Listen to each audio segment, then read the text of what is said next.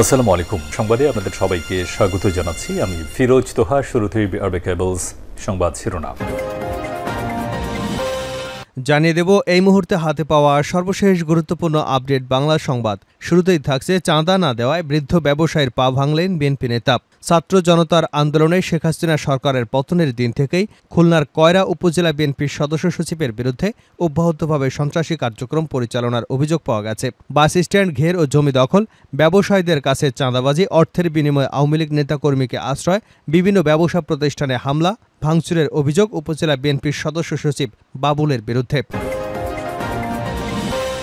এবারে জানাবো নেতাকর্মীদের জন্য আওয়ামী লীগের জরুরি নির্দেশনা। শেখ হাসিনার সরকারের পতনের পর বেশ কয়েকদিন আওয়ামী লীগ তার দলের পক্ষ থেকে কোনো নির্দেশনা দেয়নি নেতাকর্মীদের। সম্প্রতি কয়েকজন সিনিয়র নেতা গণমাধ্যমে বিবৃতি দিচ্ছেন, তবে সামাজিক যোগাযোগ মাধ্যমে আওয়ামী লীগ এবং তার অঙ্গ ও সংগঠনের প্যাড ব্যবহার করে বিভিন্ন নির্দেশনা ভাইরাল হচ্ছে। এগুলো নিয়ে চলছে আলোচনা সমালোচনা। আর ঠিক এ বিষয়ে গুরুত্বপূর্ণ নির্দেশনা দিয়েছে আওয়ামী লীগ। জানাবো ঢাকা বিশ্ববিদ্যালয়ে সব ধরনের রাজনীতি বন্ধের সিদ্ধান্ত। ঢাকা বিশ্ববিদ্যালয় ক্যাম্পাসে পরবর্তী নির্দেশ না দেওয়া পর্যন্ত শিক্ষার্থী, শিক্ষক, কর্মকর্তা, কর্মচারীদের সব ধরনের রাজনীতি বন্ধ রাখার সিদ্ধান্ত নিয়েছেন বিশ্ববিদ্যালয় প্রশাসন। এবারে থাকছে শেখ হাসিনা দেশটাকে ফোকলা করে গেছেন মির্জা ফখরুল। বিএনপির মহাসচিব মির্জা ফখরুল ইসলাম আলমগীর বলেছেন, শেখ হাসিনা ও আওয়ামী লীগ সরকার দেশটাকে ফোকলা করে দিয়ে গেছেন। ক্ষমতায় টিকে থাকার জন্য শাপলা চত্বরে কোমলমতি শিশুদের এবং গত 4 ও 5 আগস্ট বৈষম্যবিরোধী ছাত্র আন্দোলনকারীদের পাখির মতো গুলি করে হত্যা করেছে। তিনি বলেন, আওয়ামী লীগ দেশ থেকে ক্ষমতা ছেড়ে চলে গেছে, আর তারা দেশের সকল সম্পদ শেষ করে দিয়েছে। ব্যাংকসহ সব টাকা তারা লুটেপুটে নিয়েছে।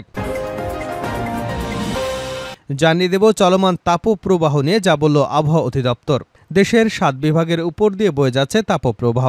তাপে জনজীবন হাঁসফাঁস করছে। এ পরিস্থিতিতে আবহাওয়া নিয়ে সুসংবাদ পাওয়া গেছে। বৃহস্পতিবার রাতে প্রকাশিত আবহাওয়া অধিদপ্তরের পূর্বাভাসে বলা হয়েছে, আগামী সপ্তাহে বৃষ্টির প্রবণতা আবারও বাড়তে পারে। এর প্রভাবে চলমান তাপপ্রবাহ প্রমোষিত হয়ে জনজীবনের স্বস্তি নামবে বলে আশা করা হচ্ছে। এবং সর্বশেষ জানাবো আন্তর্জাতিক সংবাদ। ইউক্রেনে যাচ্ছে ভারতের অস্ত্র, ক্ষুব্ধ রাশিয়া। ইউক্রেন রাশিয়ার যুদ্ধের তীব্রতা কমেছে অনেক, এখনও চলছে আক্রমণ পাল্টা আক্রমণ। তা নিয়ে প্রতিবাদ কমেনি, অভিযোগ পাল্টা অভিযোগ এখনও থামেনি। বন্ধু শত্রু সমীকরণও সতেজ থেকেছে। ভারত কি ইউক্রেনের বন্ধু? নিশ্চয়ই তাই, তবে ভারত তো আবার রাশিয়ারও বন্ধু। কিন্তু এই দুই যুদ্ধমান দেশের সঙ্গে ভারতের সমীকরণ যেমনই থাকছে, সম্প্রতি জানা গেছে ইউক্রেনে অস্ত্র পাঠাচ্ছে ভারত, তবে তা সরাসরি নয়, ঘুরিয়ে পেঁচিয়ে। আর এ নিয়েই নাকশ হয়েছে রাশিয়া। এতক্ষণ শিরোনাম শুনছিলেন, এবার বিস্তারিত। প্রিয় দর্শক, আপনি যদি এই চ্যানেলে নতুন হয়ে থাকেন, ভিডিওটি দেখতে দেখতে চ্যানেলটি সাবস্ক্রাইব করে আমাদের সঙ্গে থাকুন। আর এই ভিডিও সম্পর্কে আপনি আপনার মূল্যবান মতামতটি কমেন্ট বক্সে জানিয়ে দিন। আর হ্যাঁ প্রিয় দর্শক, জানিয়ে দিন ভিডিওটি কোথা থেকে দেখছেন।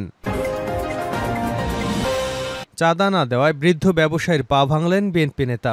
ছাত্র আন্দোলনে শেখ হাসিনা সরকারের পতনের দিন থেকেই খুলনার কয়রা উপজেলায় বিএনপির সদস্য সচিবের বিরুদ্ধে অব্যাহতভাবে সন্ত্রাসী কার্যক্রম পরিচালনার অভিযোগ পাওয়া গেছে। বাস স্ট্যান্ড ঘের ও জমি দখল, ব্যবসায়ীদের কাছে চাঁদাবাজি, অর্থের বিনিময়ে আওয়ামী লীগ নেতাকর্মীকে আশ্রয়, বিভিন্ন ব্যবসা প্রতিষ্ঠানে হামলার অভিযোগ উপজেলায় বিএনপির সদস্য সচিব বাবুলের বিরুদ্ধে। বৃহস্পতিবার চাঁদা না দেওয়ায় তার নেতৃত্বে 55 বছরের বয়স্ক এক বৃদ্ধ বিএনপি কর্মী ব্যবসায়ীকে পা ভেঙে দেওয়া সহ 5টি দোকানে ভাঙচুরের ঘটনা ঘটেছে। বৃহস্পতিবার দুপুরে উপজেলার সদরে ভাই ভাই ইঞ্জিনিয়ারিং ওয়ার্কশপে হামলা এবং লুটপাটের ঘটনা ঘটে। এ সময় মনসুর আলী নামে এক দোকান মালিককে পিটিয়ে পা ভেঙে দিয়েছে বাবুল ও তার সহযোগীরা। এ বিষয়ে আহত মনসুর আলীর ভাতিজা মনিরুজ্জামান সংবাদ মাধ্যমকে বলেন, আমি সদস্য সচিব নুরুল আমিন বাবুলের সঙ্গে রাজনীতি করি না, এর জন্য আমাকে বেশ কিছুদিন ধরে হুমকি ধুমকি দিচ্ছিল। আজ সকালে আমাকে ফোনে হুমকি দেয় এবং বলে, তুই বাজারে ব্যবসা করতে পারবে না, কয়রা বাজারে ব্যবসা করতে চাইলে 1 লাখ টাকা চাঁদা দিতে হবে। আমি ফোনে তার প্রতিবাদ করি। মনিরুজ্জামান বলেন, আমি প্রতিবাদ করায় বাবুল ক্ষিপ্ত হয়ে 20 থেকে 30 জন নেতাকর্মী নিয়ে আমার ব্যবসা প্রতিষ্ঠান সহ আমার পাশাপাশি 5টি দোকানে হামলা ও ভাঙচুর চালায়। এ ঘটনায় আমার ছোট চাচা ব্যবসায়ী মনসুর আলীর পা ভেঙে গেছে এবং আমার ছোট ভাই মিলন, চাচাতো ভাই আল মামুন গুরুতর আহত হয়েছেন। এ বিষয়ে জানতে চাইলে উপজেলা বিএনপির সদস্য সচিব নুরুল আমিন বাবুল বলেন, এখানে জমি জমা ও টাকা নিয়ে বিরোধ চলছিল, এজন্য তাদের বসার কথা ছিল, কিন্তু মনিরুজ্জামানরা হাজির না হয় বিষয়টি নিয়ে তার কাছে জানতে চাওয়া হয়। কথা বলার মধ্যে আমার উপর ক্ষিপ্ত হয়। পরে আমি ওই স্থান থেকে চলে আসি। তখন মারধরের ঘটনা ঘটে। এতে উভয় পক্ষের বেশ কয়েকজন আহত হন। নাম প্রকাশে অনিচ্ছুক কয়রা বাস স্ট্যান্ড এলাকার কয়েকজন শ্রমিক বলেন, বাবুল কয়রা বাস স্ট্যান্ড দখলে নিয়ে আওয়ামী লীগের মতোই চাঁদাবাজি শুরু করেছে। এছাড়া ঘের দখল, ব্যবসায়ীদের কাছ থেকে চাঁদা আদায়, বিরোধী রাজনৈতিক নেতাদের আশ্রয় দিয়ে তাদের কাছ থেকে মোটা অঙ্কের টাকা আদায়ের অভিযোগ রয়েছে বাবুলের বিরুদ্ধে। তার বাহিনীর বিরুদ্ধে হামলা, লুটপাটের খবর কয়রার সাধারণ মানুষের কাছে ওপেন সিক্রেটে পরিণত হয়েছে। নেতাকর্মীদের জন্য আওয়ামী লীগের জরুরি বার্তা।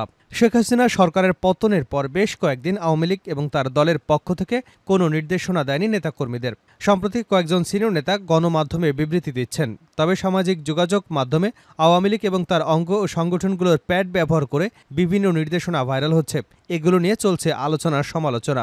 তবে আওয়ামী লীগের পক্ষ থেকে বলা হয়েছে, সামাজিক যোগাযোগ মাধ্যমে আওয়ামী লীগের প্যাড ব্যবহার করতে দেওয়া কোনো নির্দেশনার ভিত্তি নেই। বৃহস্পতিবার আওয়ামী লীগের ভেরিফাইড ফেসবুক পেজে দলটির পক্ষ থেকে এ তথ্য জানানো হয়।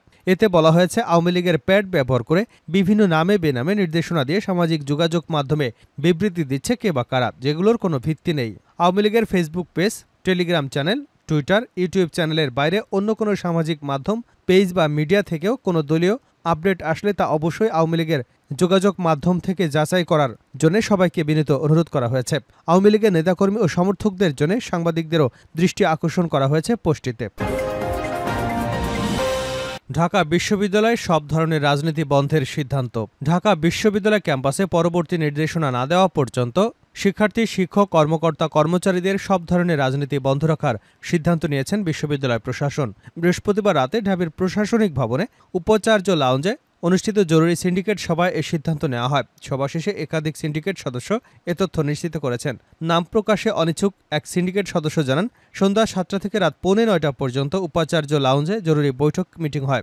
সেখানে 2 ঘন্টা আলোচনার পর এই সিদ্ধান্ত নেওয়া হয়। তিনি বলেন, 1.5 ঘন্টা ধরে সভা হয়েছে। সব সদস্যদের সম্মতিক্রমে পরবর্তী নির্দেশ না দেওয়া পর্যন্ত ক্যাম্পাসে রাজনৈতিক কর্মকাণ্ড বন্ধ রাখার সিদ্ধান্ত হয়েছে। এই নির্দেশনা আনুষ্ঠানিকভাবে সবাইকে জানিয়ে দেওয়া হবে। সবাই ক্যাম্পাসে শান্তি শৃঙ্খলা প্রতিষ্ঠায় প্রশাসনিক সহযোগিতা করবেন বলেও আশা প্রকাশ করেন সিন্ডিকেটের সবার এই সদস্যরা। এদিকে ঢাকা বিশ্ববিদ্যালয়ের রাজনীতি বন্ধের সিদ্ধান্তকে স্বাগত জানিয়েছে বৈষম্য বিরোধী ছাত্র আন্দোলন সংগঠনের অন্যতম সমন্বয়ক সার্জিস আলম। তার ভেরিফাইড ফেসবুক পেজে দেওয়া এক পোস্টে লিখেছেন, ঢাকা বিশ্ববিদ্যালয়ে সব ধরনের রাজনীতি বন্ধের সিদ্ধান্ত নতুন এক বাংলাদেশ সৃষ্টির অগ্রযাত্রার শুরু হোক আজ থেকেই। কোটা সংস্কার আন্দোলনের এক পর্যায়ে শিক্ষার্থীরা যে 9 দফা দাবি দিয়েছিল, সেগুলোর মধ্যে একটি ছিল বিশ্ববিদ্যালয় ক্যাম্পাসে দলীয় লেজুর বৃত্তির রাজনীতি নিষিদ্ধ করা। ছাত্র জনতার আন্দোলনের মুখে গত 5 আগস্ট আওয়ামী সরকারের পতন হয়। এরপর বিশ্ববিদ্যালয় ক্যাম্পাসে দলীয় রাজনীতি বন্ধ চেয়ে বিক্ষোভ মিছিল এবং সমাবেশ করেছেন একদল শিক্ষার্থী। এর মধ্যে বুধবার রাতে বিশ্ববিদ্যালয় ফজলুল হক হলে চোর সন্দেহে এক যুবককে পিটিয়ে হত্যা করা হয়েছে। একই রাতে জাহাঙ্গীরনগর বিশ্ববিদ্যালয়ে আওয়ামী লীগের সাবেক নেতাকে পিটিয়ে হত্যা করেছে একদল শিক্ষার্থী। এই 2 ঘটনায় নিয়ে দিনভর বিভিন্ন মহলে আলোচনা হয়েছে। এভাবে মানুষকে পিটিয়ে হত্যার প্রতিবাদ জানায় বিভিন্ন দল, সংগঠন, নানা শ্রেণী পেশার মানুষ। ঢাকা বিশ্ববিদ্যালয়ের যুবককে পিটিয়ে হত্যার ঘটনায় ইতিমধ্যে FH হলের 6 শিক্ষার্থীকে আটক করা হয়েছে। এ প্রেক্ষাপটে অনুষ্ঠিত সিন্ডিকেটের জরুরি সভায় বিশ্ববিদ্যালয় ক্যাম্পাসে সব ধরনের দলীয় রাজনীতি বন্ধ রাখার সিদ্ধান্ত নেওয়া হলো। শেখ হাসিনা দেশটাকে ফোকলা করে গেছেন মির্জা ফখরুল। বিএনপির মহাসচিব মির্জা ফখরুল ইসলাম আলমগীর বলেছেন, শেখ হাসিনা ও আওয়ামী লীগ সরকার দেশটাকে ফোকলা করে দিয়ে গেছেন। তারা ক্ষমতায় টিকে থাকার জন্য শাপলা চত্বরে কোমলমতি শিশুদের এবং গত 4 ও 5 আগস্ট বৈষম্য বিরোধী ছাত্র আন্দোলনকারীদের পাখির মতো গুলি করে হত্যা করেছে। মির্জা ফখরুল বলেন, আওয়ামী লীগ আজকে দেশ থেকে ক্ষমতা ছেড়ে চলে গেছে। তারা দেশের সব সম্পদ শেষ করে দিয়ে গেছে। ব্যাংকসহ সব টাকা তারা লুটপাট করেছে। গত 17-18 বছরে আমাদের অনেক অত্যাচার নির্যাতন সহ্য করতে হয়েছে। আমাদের নেতাকর্মীদের নামে সারা দেশে 60 লাখ মামলা দেওয়া হয়েছে। ছাত্র জনতার আন্দোলনে আজ আমরা মুক্ত হয়েছি। আমাদের দেশনেত্রী বেগম খালেদা জিয়া মুক্ত হয়েছেন। তিনি আরও বলেন, আমরা এখন স্বাধীন হয়েছি, কিন্তু পুরোপুরি হয়নি। ছাত্ররা অসাধ্য সাধন করেছে। এখন তাদেরকে নিয়মকানুনের মধ্যে থাকতে হবে। বাংলাদেশে সাম্প্রদায়িকতার কোনো স্থান নেই। আসন্ন দুর্গাপূজা যেন শান্তিপূর্ণভাবে পালিত হয়, এজন্য আমাদের দায়িত্ব নিতে হবে। বৈষম্য দূর করে ঘুষ, চাঁদাবাজি বন্ধ করতে হবে। ফখরুল বলেন, অন্তর্বর্তীকালীন সরকার সফল করতে আমাদের সহযোগিতা করতে হবে। এখন উপযোগী সময় হবে। যখন উপযোগী সময় হবে তখন তারা নির্বাচন দেবে। আগামীতে আমাদের সব নেতাকর্মীকে ঐক্যবদ্ধ থাকতে হবে।